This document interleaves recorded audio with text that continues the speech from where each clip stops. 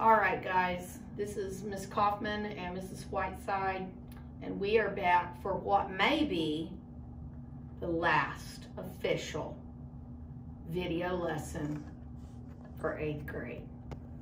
Woo, woo. Whoop, whoop. Okay, so we have been learning about forces, and we've talked a little bit about balanced and unbalanced forces. And then we began to learn about Newton's 3 laws of motion. And his first law, if you remember, was that an object at rest will remain at rest unless acted upon by an outside unbalanced force. And an object in motion will remain in motion unless acted upon by an outside unbalanced force. His second law had to do with force, mass, and acceleration. And to calculate force, you took the mass of an object and multiplied it by the acceleration. One of the things I believe we also mentioned was that if the mass of an object is really, really big and there's just kind of a medium-sized force applied to it, it's going to get a little bitty acceleration. It was kind of like that. They showed the picture of the guy with the golf club using that amount of force to try to move a truck. Didn't probably work real well. But if the mass of the object is really, really small, like the golf ball itself, and you apply a pretty good sized force to it, then you're going to get a really good acceleration from that. So that brings us to Newton's 3rd law of motion. And this is the last one. This states that for every action, there is an equal but opposite reaction. Action-reaction forces act on different objects while balanced forces act on single objects. And I know when I was teaching about the balanced and unbalanced forces, we used this little cart that was on wheels in my room, and that's because it was a single object. The things I'm going to talk to you about today, though, is going to affect 2 things. Newton's 3 laws of motion will describe and predict motion. The other thing is we're going to have some video clips that are also in today's science event that I would like for you to watch before you finish this, because they are really very good at describing this. Okay, so I asked Miss Whiteside if she wanted me to tell this story, and I tell this story every year in my classes when I'm teaching this, so I'm going to go ahead and tell you this story. It's a story about me.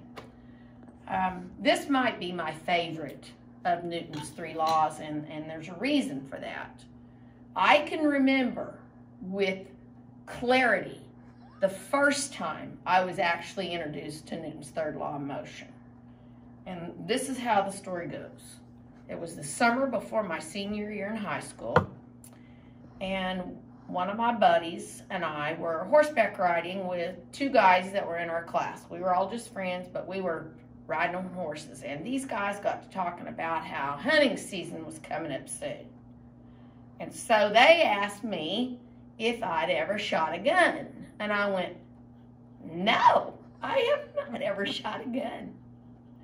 And I didn't realize it, but at that moment there was an evil plot hatched that was about to occur to me. Okay, now, so you have to realize, guys, I was 17, and I lived in northwest Oklahoma. I did not live in the middle of town. I lived kind of on the edge of town, and where we were horseback riding, the guy that had the horses had, I don't know how many acres of land they had. So I want you to understand, I was not doing this in the city limits. I wasn't doing it where it could have hurt anybody. So I'm going to tell you the story. So they said, well, Debbie, let's just go back, put the horses up, and we'll get the shotgun, and I'll show you how. And I'm like, okay, I will. My friend's like, yeah. So for some reason, they decided I needed to be the first one to try it. So they take me out in the field. My so-called friend, the guy that is in my class, goes into his house, comes out with a 12-gauge shotgun. I didn't know a thing in the world about it. We go out into the field, and he says, okay, you're going to put the butt of that shotgun right here. I'm gonna hold it up with this other one. And you see that limb on that tree over there? Yeah. Okay, raise it up there, and when you're ready, just squeeze the trigger. Okay. So I did that, and boom, I find myself down here on the floor, like, not knowing what happened. Okay, I get up, I'm picking stickers out of my behind, and these three people that are supposed to be my friends are about to die laughing. That was Newton's third law of motion. That's a 12 gauge shotgun. Ooh, that's a lot of action. Has a lot of action. Okay? It shoots that shell really, really, really, really fast out the barrel with a certain amount of force. But the same amount of force, the exact same amount of force, is going back this way. And guess what? That's the kick. I was part of it. Now I know that's called a recoil, okay? That's why I'm saying I got introduced to Newton's third law of motion up close and personal. I bet you had a pretty bruise on that shoulder too. Oh yeah, I was definitely not happy with my friends. When I was in the Navy, we went target shooting and on the range, and this was an old World War II gun that my boyfriend at the time had, and I'd shot before, and he gives it to me. Well, I did not realize how much of a recoil it had. My shoulder was pretty darn sore for several days, and it was a very nice, pretty shade of purple. It's a good thing purple's my favorite color. So, I like to tell that story because there's not always funny stories to tell about Newton's third law of motion, but that one was definitely funny. My friends thought it was hysterical. I bet they did.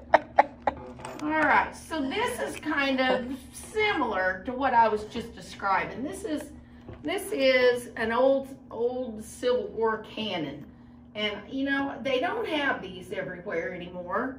But they do have them occasionally, like when they do reenactments of different battles and stuff.